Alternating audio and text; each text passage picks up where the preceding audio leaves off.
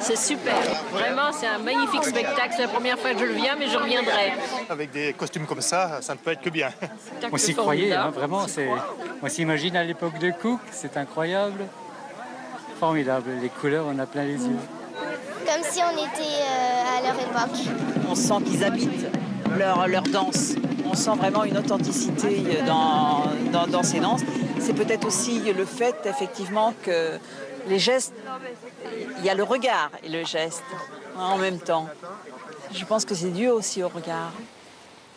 Tout commence ici, chez Marguerite Lai, une Polynésienne de Rangiroa, Tuamotu. C'est elle qui réveille le marae à Raouraou, elle qui insuffle l'énergie à ses danseurs et à ses musiciens, elle qui donne le la, le pas, le ton, l'envie.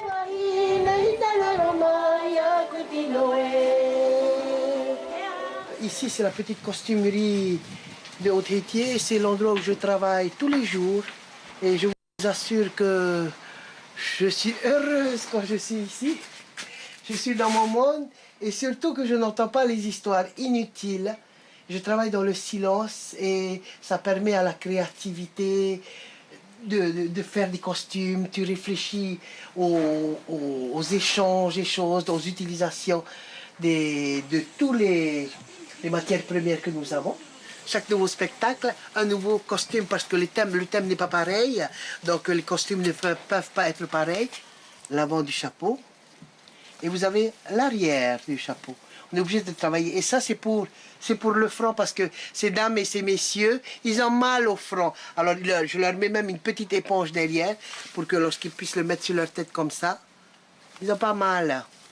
Ils deviennent chochottes aussi. Hein. Et regardez-moi ça, il faut que je vous dise l'histoire de ces colliers. C'est une de mes tantes qui les a faites. Ils ont 19 ans. Ça, Haut-Hétier a 26 ans. Ces colliers, c'est pour ça que je le porte, ils ont 19 ans d'existence. Ils viennent de l'île de Takapoto. C'est inimaginable. 19 ans. Depuis 26 ans, donc, depuis la création de sa troupe, Marguerite amasse des trésors qu'elle réutilise. Coquillages trouvés, nacres achetés, parures tressées. Au fil du temps, rien ne se perd, tout se récupère. Toutes les danseuses, elles arrivent, ils ont les yeux écarquillés. Puis ils disent, mais c'est la caverne d'Ali Baba ici. Je dis, oui, mais on prend rien, on touche rien, c'est la réserve de Haut-Hétier. Quand ils voient des nids magnifiques comme ça, regarde-moi ça, c'est pas beau? Mais le Polynésien a toujours été quelqu'un de très très beau, qui s'est toujours occupé de son physique. Malheureusement, aujourd'hui, c'est pas le cas. Hein? C'est pas pour dire c'est la génération McDo peut-être, mais le Polynésien, on va revenir à costume quand ils sont habillés, avec des costumes de danse et qu'ils sont prêts à aller sur scène, ils deviennent encore plus beaux. Oui, ils soignent leur physique, ils soignent le tout quand ils ont ces accessoires de danse, de chapeaux, des costumes sur eux, ils sont beaux. De toutes ces années passées au plus près de ses danseurs, Marguerite a appris qu'il faut savoir tout partager. Je ne garde rien du tout. Je ne suis pas une personne qui me dit « Ah non, je vais garder pour moi pour transmettre à ma génération ». Non. Au fur et à mesure que je découvre quelque chose, je le transmets tout de suite. Demandez-le à tous mes danseurs, danseuses. Et même ils me le disent « Chef, garde ça pour nous ». Je dis « Non, il n'y a rien à garder, on doit le partager.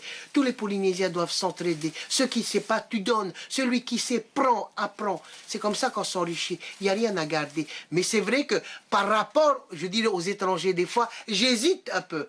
Parce que ils sont beaucoup plus nombreux que nous et puis j'ai pas envie qu'ils nous submergent. Il faut réveiller les consciences des gens et leur dire qu'à côté d'eux dorment des milliards. Quand je dis des milliards, toutes ces belles choses sont à côté d'eux. Ils ne détruisent pas la nature. La nature produit, ils prélèvent juste ce que la nature a permis de prélever. J'aime ce coquillage. J'ai dit où je vais le trouver. Et je vais à la Pointe Vénus et je prends mon kayak, je kayak et tout ça jusqu'au récif. Et j'arrive sur le récif, j'ai pas marché longtemps. Il y avait ces deux burgos qui étaient là, ça devait sûrement être un couple. Ils étaient là, sur le récif. J'ai demandé à la nature, j'ai demandé à la mer, je leur ai demandé que j'avais vraiment besoin d'eux, que j'allais pas trouver pareil. Et bien, la façon dont ils étaient, je les ai attachés comme je les ai trouvés. Et lorsque j'ai mis dans le spectacle, je l'ai mis comme ça. J'avais dans mon costume, j'avais comme ça. Je les ai attachés comme ils étaient, je les ai trouvés.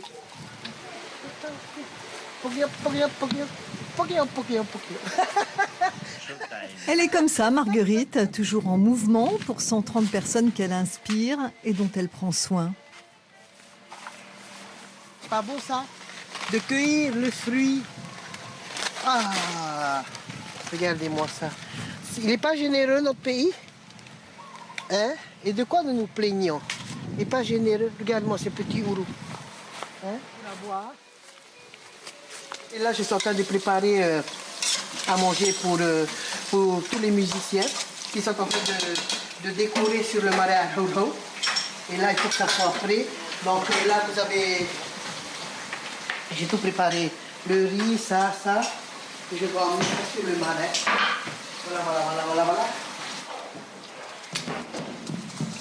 Un spectacle comme Tahiti Amaï ne s'improvise pas. Le marae est décoré, les chants, la musique, les percussions s'ajustent et s'affinent au fil des répétitions. Les chorégraphies se coordonnent, les pas se règlent sur les pierres. Chacun ici a envie de bien faire.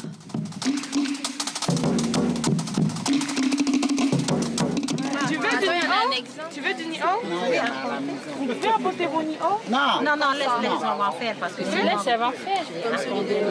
ça fait rien. Non, ça c'est trop plat. Non, c'est comme ça, voilà.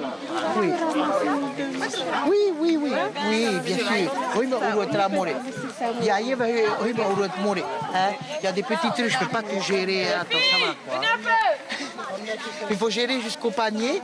Et non seulement il faut gérer le panier, il faut gérer aussi les offrandes qu'on met dans le panier. Non, mais attends là. Mais je vais finir ce spectacle complètement dépoilé. Plus de poils.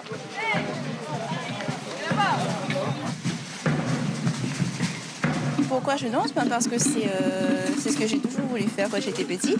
Ça fait partie de ma culture et puis j'aime partager ma culture. Je puise au fond de moi pour trouver justement mon origine, d'où je viens en fait. Les Aïtons, ce sont les guerriers, ce sont l'armée, les soldats du roi. Mais ils sont là avec leur omoré et ils ne l'utilisent pas pour tuer. Ils le montrent et ils attrapent la pointe pour ne pas qu'elle tue et ils le mettent à l'arrière. Et ils l'utilisent comme un objet dans la main pour montrer la beauté de la terre, pour joindre, et ils vont danser avec les autres danseurs, avec les danseurs, ils vont joindre leur omoré ensemble pour montrer la paix, la repentance, et ils vont l'offrir après aux dieux autour du marais.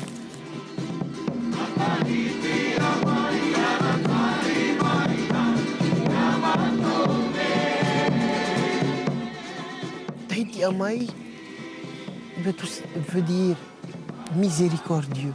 C'est un appel à l'aide aux dieux, que ce soit aux dieux polynésiens, à tous les dieux. Notre pasteur a voulu écrire un chant qui relie religieux et en même temps les dieux maoris. En tant que chrétiens, nous, on a vraiment été inspirés par le thème. Elle nous a expliqué comment ça se passait et puis ça nous a beaucoup inspirés. La preuve, notre groupe a été d'accord et c'est pour ça qu'on remonte pour la deuxième fois et qu'on fait le spectacle avec elle jusqu'au bout de l'année. Le jour de la première représentation est arrivé en pleine saison des pluies, mais Marguerite y croit. Elle a tout financé sur fonds propres, un pari risqué parce qu'en plus de la pluie, il y a la pénurie. Les touristes sont rares et 135 personnes en scène, c'est cher. Alors il faut pouvoir compter sur les dieux du panthéon polynésien. Tabana Resalmon, maître du protocole, garant des bons usages sur un marae, a beaucoup médité sur les rituels. Mon rôle, c'est le coup royal.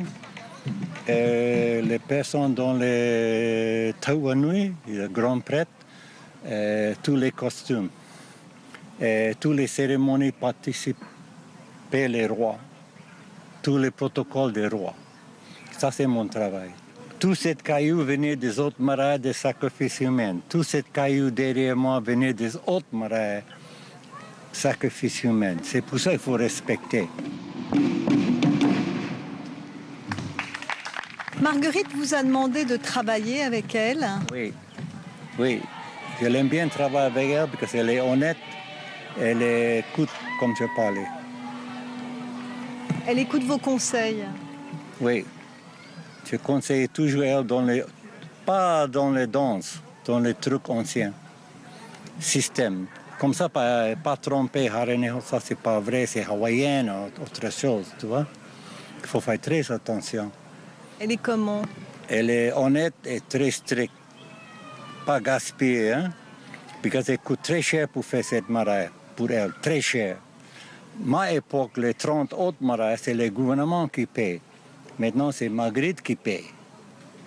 Si gagner, c'est bon, mais elle ne peut pas faire les mariages pour gagner, elle fait les mariages pour son peuple. D'où vient cette énergie? Nous-mêmes, on se pose la question. Et moi-même, je me pose la question, d'où vient cette énergie? Et je pense que cette énergie vient de l'amour, de l'amour que tu dégages lorsque tu veux faire quelque chose. Marguerite a les deux pieds si bien posés sur sa terre qu'elle ne craint pas le mélange des genres. Au contraire, parfois, elle ose la confrontation et de la confrontation naît l'échange. Ni guerre ni paix sur ce marae, être ce que l'on est et devenir ce que l'on doit. Et Marguerite l'exprime comme ça. Pour moi, le plus merveilleux, c'est de rester polynésienne, tout en évoluant avec son temps, mais fortement, profondément polynésienne au fond de soi. Et de garder, c'est ça qui fait notre originalité, c'est ça qui fait notre richesse. Lorsque l'étranger arrive et regarde la polynésienne qui évolue avec son temps,